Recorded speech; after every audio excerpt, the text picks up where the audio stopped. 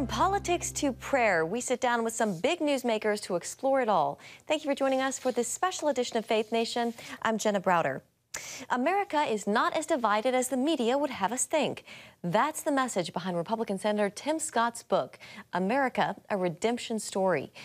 White House correspondent Abigail Robertson sat down with Senator Scott to discuss how his personal story and others like it demonstrate great hope for unity in America. Senator Tim Scott has a lifelong dream for a more united America than we've ever seen. Despite current political tensions, Scott remains fervently optimistic that dream will come true in his lifetime. Unity really is the future for this nation. Scott writes about how we can achieve this dream in his new memoir, America, A Redemption Story. The story of redemption is the story of my life, and frankly, I think it's the story of our country. And so the more we focus on what we have in common, the better off we are. But also, the more we recognize that typically pain comes before opportunity and that failure precedes success, the more we are to understand the journey that we're likely to experience and that will confront us in the future. As the first African American elected to both the U.S. House and the U.S. Senate, Scott credits prayer to leading him where he is today. I find myself living off of the prayer fumes of my grandmother and the prayer seeds of my mom. So I am so thankful that I come from a family that understands the power of prayer. As an elected official, how have you leaned on your faith while serving in Congress? One of the most important lessons I learned is a new level, new devil. It's such a truth that you're going to be confronted with situations that are beyond your ability to process everything. But with prayer, you find this calm, consistent presence that the Lord is with you. In his book, Scott describes how he leaned on that presence during the events of January 6, 2021. The fear that you could lose your life in the capital of the United States of America was real. With rioters within earshot, Scott rolled up his sleeves and prepared for a fight. Finding an escape route and finding ourselves in a big room with all the senators together and listening to the bickering and the yelling. And something just hit me. It's like the Holy Spirit really kind of spoke to my heart that we needed the chaplain to pray for us. Scott called the room to order and asked Senate Chaplain Barry Black to pray. As he prayed, you could literally feel the temperature in the room coming down. You could hear the chaos finding order, and you could hear conviction rising in our hearts to go out and finish the day. Scott tells CBN News he couldn't be more proud of how the nation's leaders came together to finish their work that day. He points to Chaplain Black's weekly bipartisan Senate prayer breakfast and Bible study as a source of life for him on Capitol Hill. Republicans and Democrats coming together on a Wednesday morning at about 8:30 to share how faith is intersecting with our lives and impacting who we are. The South Carolina Republican believes America is not as divided as the media portrays. Consistently, I think media tells a side of the story and never the whole story. And so that's a problem. Media has figured out that you can monetize conflict. That's bad for the American soul. In his memoir, Scott acknowledges racism is sadly still a reality in America. You know, one of the things I try to say on a consistent basis is to remind our country we are not a racist country. It doesn't mean that we don't struggle with the issue of race. Still, he sees a path toward meaningful change. The first step towards meaningful change is to recognize the progress we have made. The last 50 years, if you look at the state of South Carolina, where I'm from, the evolution of the Southern heart is palpable. Scott points to his winning a congressional seat where the Civil War started, defeating the son of Strom Thurmond, who held the office 48 years and opposed both the 1957 and 1964 Civil Rights Act. Literally, to see the evolution of the Southern heart is to understand that I'm here today because all of the constituents in the 1st Congressional District, gave me a chance and judged me by the content of my character and not by the color of my skin. If we would tell the story of progress in America, I think we would be hopeful. Now, I know you're not going to make any announcement about 2024, but I will ask you this.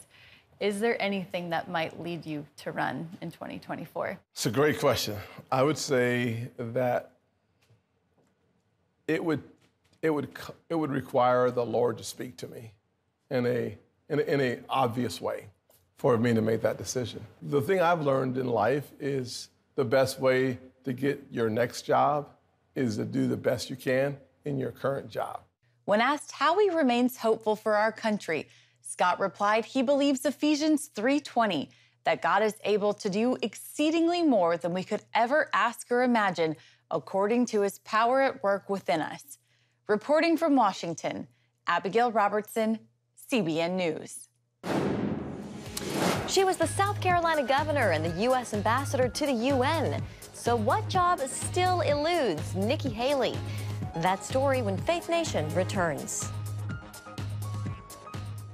Hey, if you're tired and exhausted all day, you can't think clearly, and you really just need a cup or even a pot of coffee to get through your day, then join me, Dr. Josh Axe, for this new series where I'm going to teach you how to transform your diet and use essential oils and supplements to get a better night's sleep. Wake up to your best life. Call 1-800-700-7000 to get your free DVD or booklet of Protect Your Sleep today. It's about the competition. I kind of put that pressure on myself, and I think people had expectations. It's about overcoming. We use this phrase all the time, keep chopping, keep practicing hard. It's about going the distance. I think as a father, it's my job, to lead. Just be the best husband and father I can be.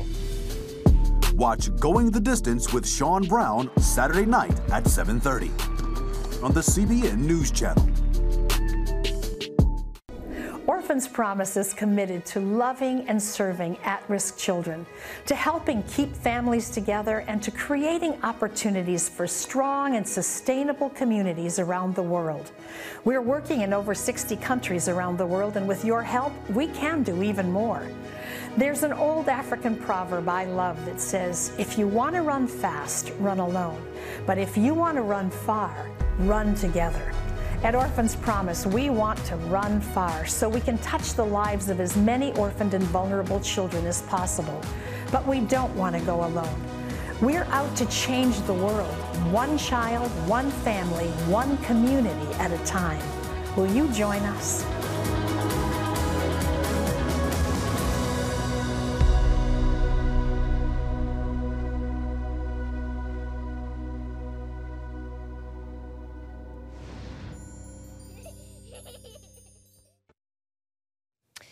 Margaret Thatcher once famously said, if you want something done, ask a woman.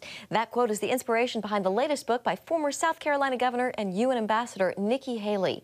Wendy Griffith recently spoke with Haley at her home in South Carolina to discuss her future plan, which could include a run for the White House. Throughout her life, Nikki Haley was told she was too brown, too young, too conservative, and too female. But instead of backing down, Nikki took it as a challenge to do something and be something great. We caught up with Haley near her home on South Carolina's Kiowa Island to talk about politics and her new book, If You Want Something Done, Ask a Woman. It features 10 extraordinary women who, like Haley, overcame incredible obstacles to achieve their dreams. Women like Israel's first Prime Minister, Golda Meir, to the Iron Lady herself, Margaret Thatcher. She was a grocer's daughter, and she was one that really believed in herself. That's the lesson from Margaret Thatcher. She loved Great Britain, but she really believed in herself. And she came along when it didn't make sense. She didn't look the part. She didn't act the part. She was made fun of a lot. But what she saw was the devastation of socialism at the time. And so when she became prime minister, she really wanted to change all of that. She wanted people to have economic freedom. She wanted them to have the opportunities to be whoever they wanted to be. Like Thatcher, Haley could relate to being an outsider. As part of the only Indian family in Bamberg, South Carolina, a small rural town, she learned a valuable lesson from her parents early on. I remember when I would come home from school after being teased on the playground, and my mom would say, your job is not to show them how you're different. Your job is to show them how you're similar. And it's amazing how that lesson on the playground played out throughout my life. You know, whether it was in the corporate world, whether it was as governor, or whether it was as ambassador. In 2004, Haley won a state house seat against a popular incumbent. And in 2011, became South Carolina's first female governor and the country's first minority female governor. During her second term, she saw her faith tested when a white gunman walked into a predominantly black church in Charleston and murdered 9 innocent people. And at that point, I had hit rock bottom. I was so sad. I was so upset. I was trying to protect a state. I wanted everything to be okay. And I remember one day saying, you know, God, I'm broken. I can't do this unless you help me. And he was there. And I look at, even in my most challenging, darkest moments, you know, of any time in my life, that's when your faith grows. I always go back to Joshua, you know, 1:9, be strong and be courageous. Do not be afraid. Do not be discouraged, because God will be with you every step of the way. Then in 2016, President Trump asked Haley to be the ambassador to the United Nations. She agreed with conditions. And I said, well, I'm not going to be a wallflower or a talking head. I need to be able to say what I think. And he said, Nikki, that's exactly why I want you to do this. And he was true to his word from the first day to the last day. Haley took part in the historic vote to move the U.S. Embassy from Tel Aviv to Israel's capital of Jerusalem. Jerusalem has always been the capital of Israel. So it was recognizing a truth. And I remember we were sitting in the National Security Council with President Trump, and everybody was telling him why he shouldn't do it. Everybody was telling him that war would break out. Everybody was telling him all the negative things that happened. And there were only 3 of us that day that stood up and said, you need to move the embassy from Tel Aviv to Jerusalem. When the president finally made that courageous step, for me to cast, you know, one of the first American vetoes in years, when the world tried to condemn us for acknowledging a truth, it was a moment of pride for me. After serving as governor here in South Carolina and later as U.S. ambassador to the United Nations, Nikki Haley says there's still one more job she'd like to have, and it's not vice president. I don't play for second. I've never played for second. So if I end up running for president, it's to finish the deal. It's to go ahead and do it, and to lead in a way that makes America proud, to lead humbly, to lead with strength, to lead with conviction, and to lead in a way that knowing that when America is strong, the world is more safe. In the meantime, she's hitting the campaign trail for fellow Republicans, while also running in a different way for herself, something she didn't think she could do. I just decided, well, you know, I'm going to try it. I'm going to try and see if I can run. And I think that running teaches you to be comfortable being uncomfortable. So I ran a half marathon in December, and now running has become such an outlet for me, because when you run, you know, in the mornings, you get your life together, you prioritize, you pray, you think about all the things that are really important. When asked about running for president if former President Trump is in the race, she told me, I think right now, America needs someone who's strong, someone who's going to be courageous, someone who's not going to back down from a fight, someone who's got the energy and the stamina to see this through, and someone that knows this is going to hurt before it gets better. And, you know, we deserve that. Our kids and our grandkids deserve that. And it's time. And, you know, sometimes it takes a woman. Wendy Griffith, CBN News, Kiowa Island, South Carolina. Foreign policy at the forefront. We talk with Senator Tom Cotton right after this.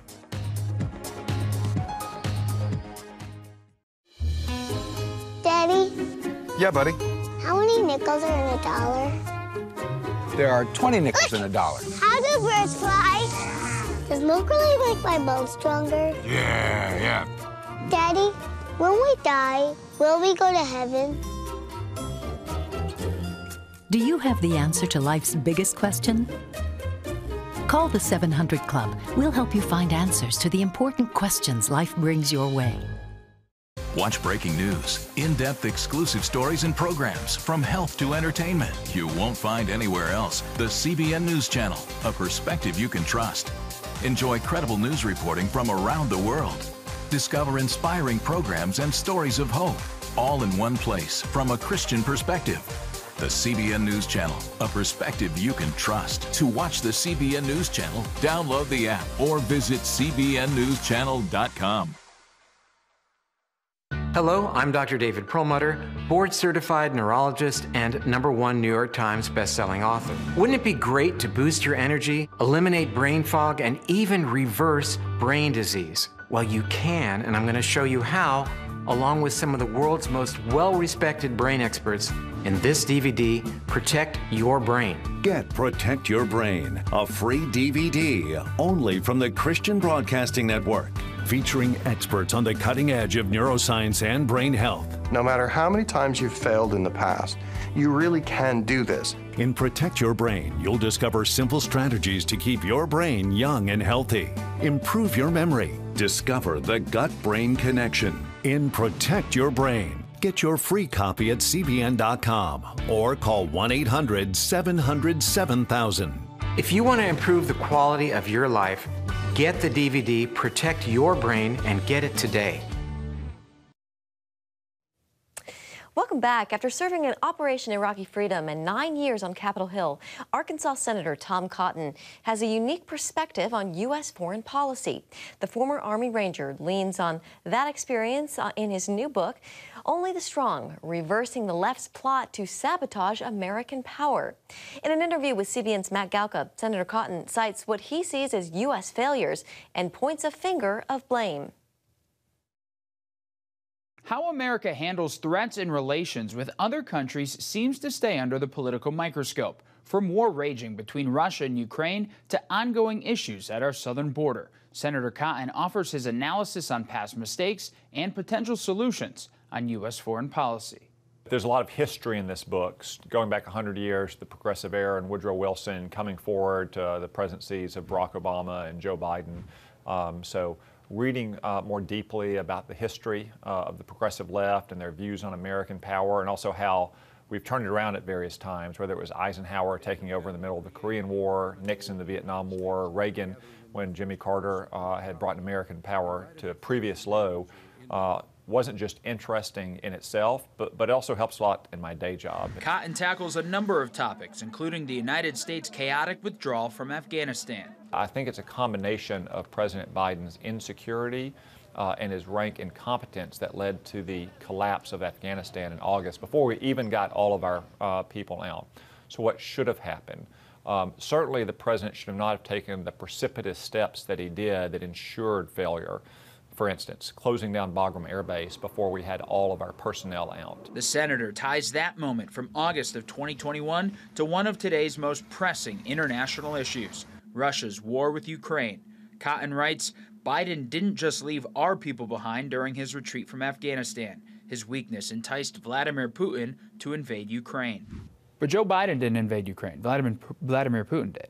So is it fair to completely blame our president for what's going on right now between those two countries?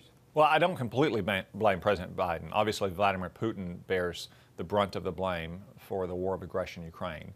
But it's equally clear that deterrence failed. I mean, Vladimir Putin has now invaded Ukraine twice under two Democratic presidents. He didn't invade during a Republican president. Cotton argues the Democrats are participating in what he calls decline by design.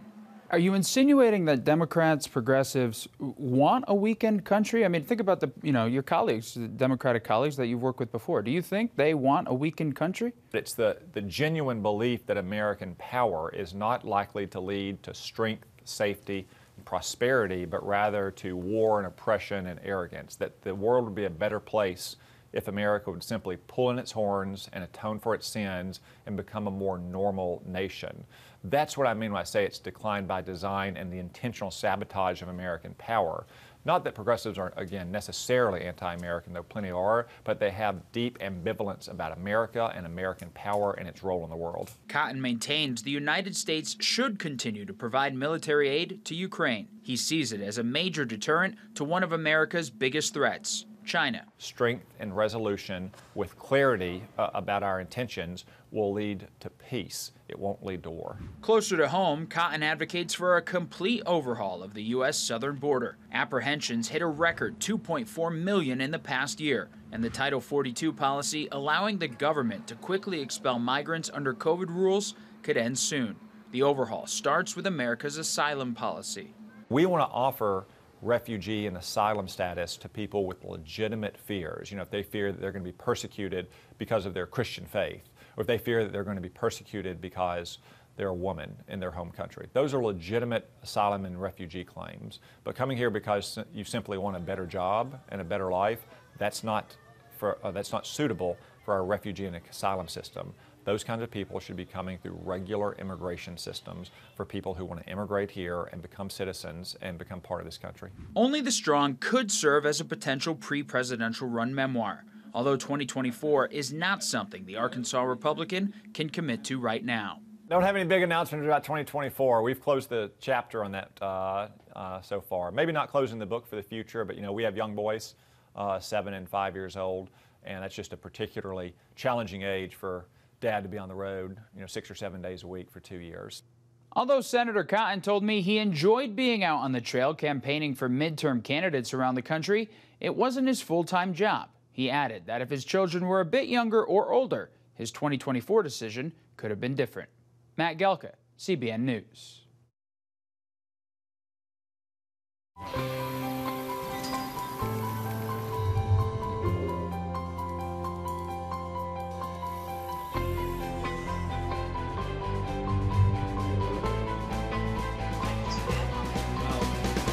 I am Region's first ROTC graduate student.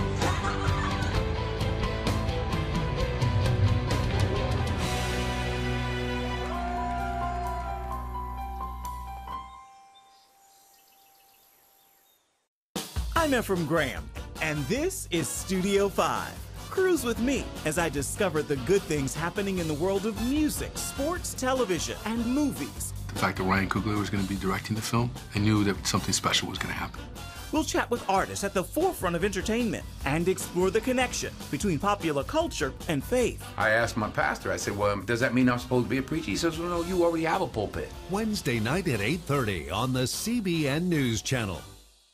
How'd you like to get a redo on your health, on your body, on your arteries, so you could have the energy you had 20 years ago? The great news is you can.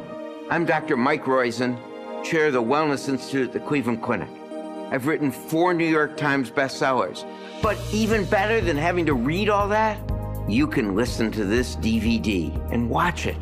Protect your heart? Yes, you can. Here's how.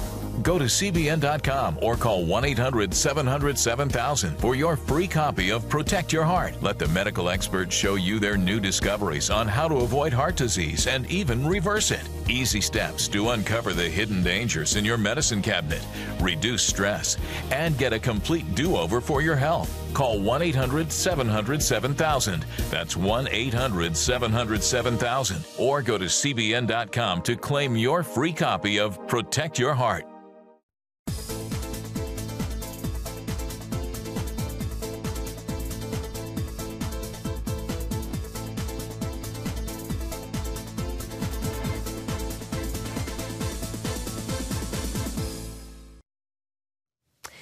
Well, the world's best-selling book, the Bible, has spawned volumes of other works whose themes range from theology to personal finance. Another topic, families. That is the subject of a book called The Mothers and Daughters of the Bible Speak, written by Fox News anchor Shannon Breen. I sat down with her to talk to her about her own mother's faith that sets the standard for why she is who she is today. There's certainly truths all throughout the book that I think will be encouraging to people. The Mothers and Daughters of the Bible Speak follows up on the success of her last book, The Women of the Bible Speak, a #1 New York Times bestseller. So talk a little bit about that and then also what led you to write this new book. You know, I think that there was a real hunger and thirst, especially during the pandemic, which is when the first book was written in the real early days when there was so much we didn't know. People felt isolated. They were fearful. Many of them were out of their churches and kind of at home. And I think it was one of those books that it was just full of encouragement and inspiration. And that's this one too. If you think about finances and family and infertility and all of these different things that women faced, they just really translated. So we knew there were still a lot of strong female stories in the Bible that hadn't been told or needed to be elaborated on. So we said, all right, let's plunge into these mother-daughter relationships. One not so easy task, choosing who to include. I think sometimes there are easy, obvious ones, like Mary, the mother of Jesus, and in the Old Testament telling of Esther. I think that there are some characters that just jump out at you that have had really big impact. Their stories have been known over time, even for people who don't really know the Bible. They have some interest or some knowledge of their stories. And then others, I think, I try to choose ones that really resonate with me. Some of these are really small stories where we don't even have the name of the woman involved, but maybe there was a miracle or we really saw God's work in their lives when they were desperate and needed him to show up. Among her favorites. You know, I have a little place in my heart for all of them. I think they're all special and beautiful. I love the initial story that we have of Jochebed and Miriam, who are the mother of Moses and the sister of Moses, because we have not just one, but two strong, brave women in this story. And I love how we see them work together as mother and daughter, too. Moses and Miriam, both critical in the exodus of the Israelites from Egypt to the Promised Land, none of which would have been possible without Jochebed's bravery to float her son down the river. One theme throughout the book is the intimate connection between faith and family. And so many of these stories, too, are people who may not be related by blood, but they become chosen or found family, which I think is all of us coming into the body of Christ, being adopted in. And I love the picture of that. Think Naomi and Ruth, the mother and daughter-in-law duo. As Shannon points to her own mother as inspiration. I was really blessed to grow up with a mom who was a bit of a baby Christian when I was little, too. And we almost kind of grew together in that she is the best example I know in my life of somebody who's truly Christ-like. I mean, hands and feet, showing up, not just saying, I'll pray for you and forgetting about it 5 minutes later. I mean, she's on her knees before the sun comes up, praying for people. If you're on her list, it's actually happening. She's the first one to show up when you have a tragedy, if you need a casserole, if you've had a baby, if you're in the hospital. I mean, my mom is the very living embodiment of what we should be, I think, as Christians, respecting other people, whether we agree or disagree with them politically or any other way. I mean, seeing them as God's creation and somebody who is worthy of his love and his mercy, the grace he's extended to us. And then we then, model that and give that to other people in our lives. So I've always had a really strong example in my mom. And I'm always telling her when I grow up one day, I want to be more like you. Really, she's reflecting Christ, but I'd love to be more like her as well. If there's one message she hopes readers take away from this book, I hope it's encouragement. I really hope that will draw them to God, to see that he is for you in your family squabbles, in your high moments, in your low moments, when you've made bad decisions or good decisions. I mean, he is always present in your life. We see that in these women thousands of years ago, and we know it's true today, that we can see the evidence of that. So know that he came to save, not to condemn, but to give you his overwhelming love, his salvation. And he's just waiting for you to come to him. And the book also includes study questions for each chapter, making it a great study of sorts to do with loved ones or friends. And you can buy Mothers and Daughters of the Bible Speak wherever your books are sold. And that's going to do it for us for Faith Nation. Thanks for joining us. Have a great night.